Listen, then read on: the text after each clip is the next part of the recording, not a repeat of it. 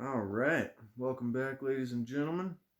We're going to continue on with Wisdom of the Ages by Dr. Wayne Dyer. If you'd like to get your hands on a copy, be sure to check the description below.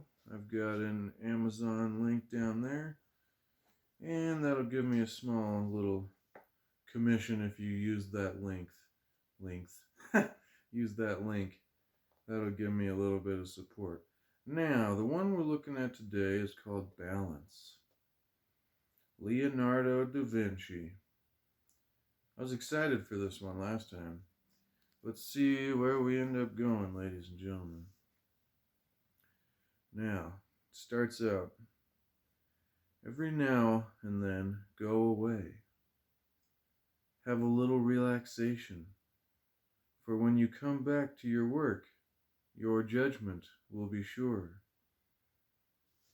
Since to remain constantly at work will cause you to lose power of judgment.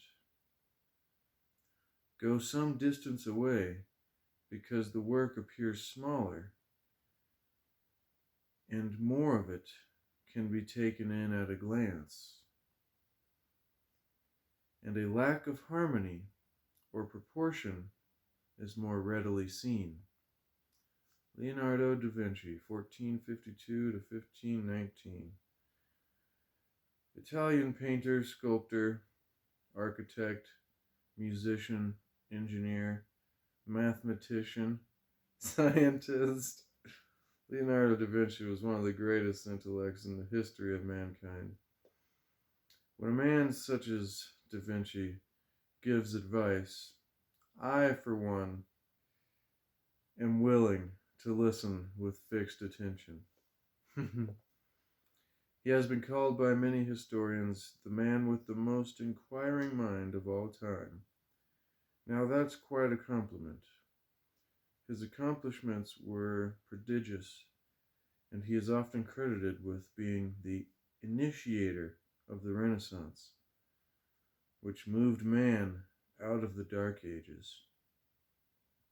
We may be in the midst of a second Renaissance. Leonardo saw mystery everywhere and delved deep to understand it. He studied the earth, the sky, the heavens. He recorded the movement of the stars and drew up plans for flying machines 400 years before the first airplane. He was an architect and a consummate artist who plunged into the sturdy nature of human personality. His portraits of faces were more skillful than they had ever been seen before or since, embodying a reality that captured every essence of his subjects. Volumes of books have been written on the magnificence of just his painting, The Last Supper.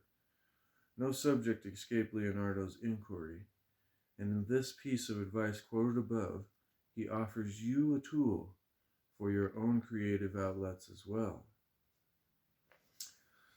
Interesting. When you consider the sheer amount of creative work that Da Vinci assumed in his lifetime, you might conjure up a picture of a workaholic. Type A person who never did anything but paint, sculpt, invent in every waking moment of his life. Yet this original Renaissance man is advising us to escape from the daily routine and go some distance away to become more efficient and productive. Now think about that in your life in comparison to today. I like how it put the original Renaissance, like there's already another one happening. This original Renaissance man is advising us today here in the modern Renaissance to escape from the daily routine. To escape from the daily routine and go some distance away to become more efficient and productive. It seems to me that highly productive people have a great sense of balance and harmony in their lives. They're thoroughly familiar with pacing and knowing when to retreat and clear their heads of the immediate concerns. The key word here is balance. To avoid being consumed by anything, you must be able to walk away from it. Those are wise, powerful words. To avoid being consumed by anything, you must be able to walk away from it. That's another example of unattachment. In order to avoid being consumed, controlled, ruled by, dependent on, all of those things, you must be able to let go or walk away from, have no connection to. Independent.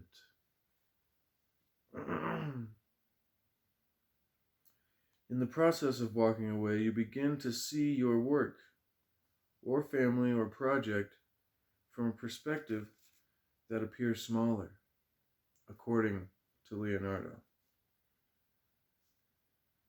Leaving a fixed point and then glancing back at it does indeed cause the point to appear smaller.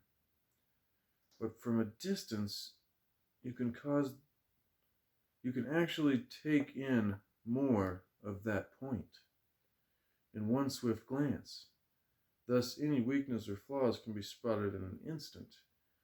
Even though Leonardo may be speaking as an artist, his advice is applicable today, irrespective of what your life work might be. That's a powerful sentence.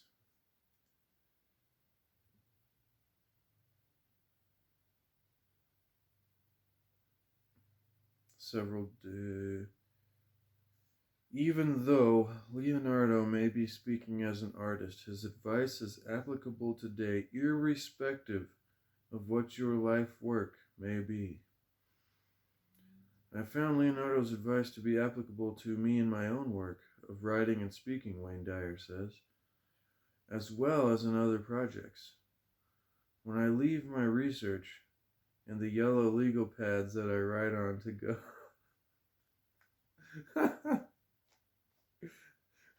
Yellow legal pads. Check this out. One sec. Check this out. I got like 3 of these going, but that's fascinating. I didn't know I used yellow legal pads. I like to write on those as well. You just flip the page and keep going. Alright. When I leave my research in the yellow legal pads that I write on to go for a long distance run, or simply go away for several days, almost magically, everything seems clearer on my return. I am amazed by the insights I receive when I let go of my work. They seem to pop into my head in the moments when I am least connected or attached to the outcome. The great Renaissance master is telling us to let go, relax, don't try so hard. That's a great name for Leonardo, the great Renaissance master.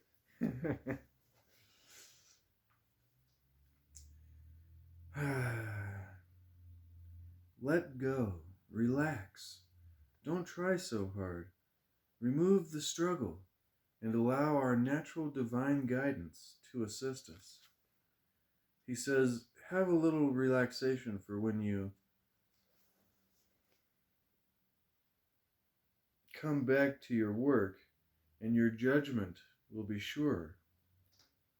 One way to do this in today's world is to learn to meditate before you undertake any serious pursuit. Be it a plan for conducting a business meeting, going on a job interview, giving a lecture, or painting a portrait, or a landscape for that matter. The very act of allowing yourself to go into a meditative state will improve your efficiency enormously.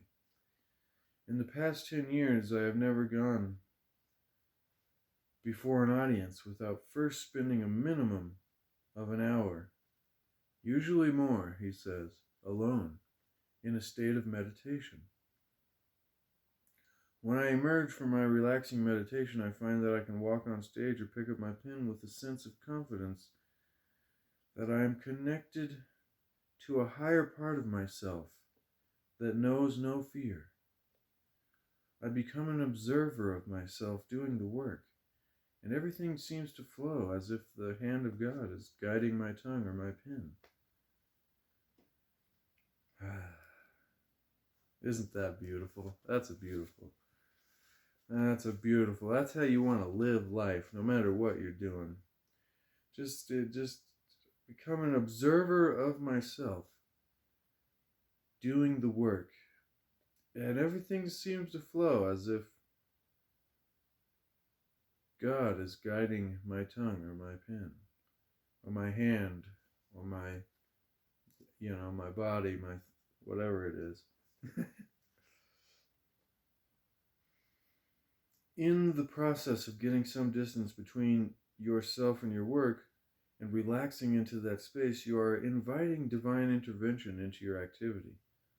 The less stress you place on yourself to accomplish or complete a task, ironically, you seem to gain the power to do just that. And see, that's something I struggle with, ladies and gentlemen. The less stress you place on yourself to accomplish or complete a task, ironically, you seem to gain the power to do just that. When you are detached from the outcome, you are in the process. And see, that's the real secret of all of life. Instead of trying to, win the championship of whatever it is at that time of your life, Wayne Dyer jokes in one speech about the IFD trap. And he goes, you're in elementary school and you can't wait till you get to middle school, and then it happens and there's not really a parade. Everybody's just kind of like, oh yeah. And then you finally make it to high school. And there's no parade again, and this time you're actually treated weird. People are like, get out of the way, freshman, this kind of stuff. And then you finally get your car. That's pretty triumphant, but even, a short time later, it just kind of, you idealize the IFD, you idealize, and then when there's not a big celebration, because we are living in the future, or the past, and not the present moment, when we reach that future that we were hoping for, we don't know how to live in it. Does that make sense? Because of the way we're constantly connecting to outcomes, we move forward once we reach the now. And so we idealize, become frustrated because there's no great celebration, and then demoralization happens, and then we begin idealizing again. And you live your whole life this way, never being able to enjoy the moment because you're constantly striving. The good metaphor is, the sports championship. When you win the trophy at the, whatever it is, Super Bowl or the Cup, then the next day, there may be a week or so of celebration, but the next year goes on and life goes on. And so being in process as the purpose makes the entire journey so much greater. I think it allows us a greater opportunity to achieve and maintain happiness through enlightenment. All right. Let's see if we can ever find where we were now. The less stress you place on yourself to accomplish completing a task. When you are detached from the outcome, you are in process. You are allowing the outcome to take care of itself. And if you're focused in process, not worrying about the outcome, then the outcome will be better because you focused on the process, right? Let me see if I can adjust that a little bit. There we go.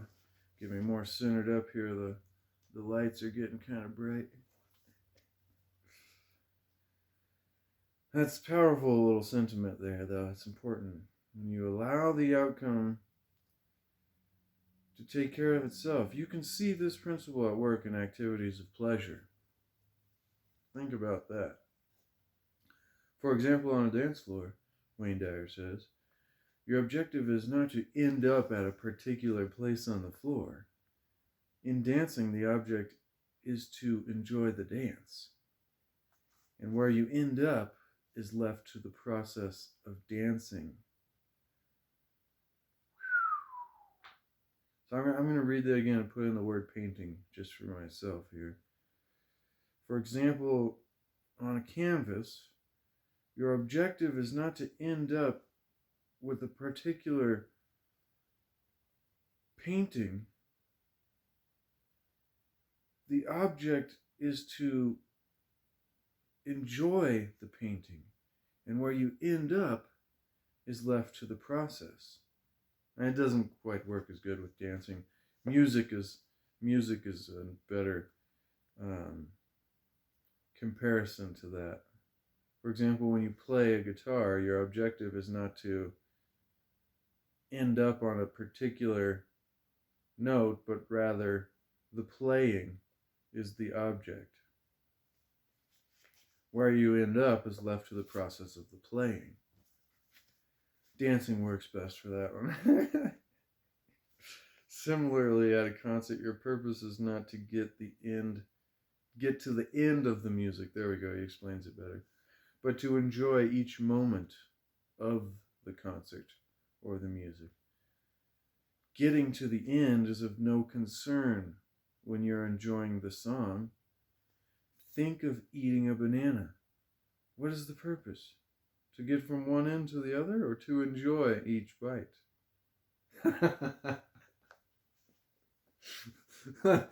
You should ask somebody that question today. Think of eating a banana. What is the purpose? To get from one end to the other, or to enjoy each bite? This is true with virtually anything. When we relax and let go, we can get naturally lost in the process, and magically the end result appears. Leonardo da Vinci encourages us to have balance in our lives, regardless of our pursuits.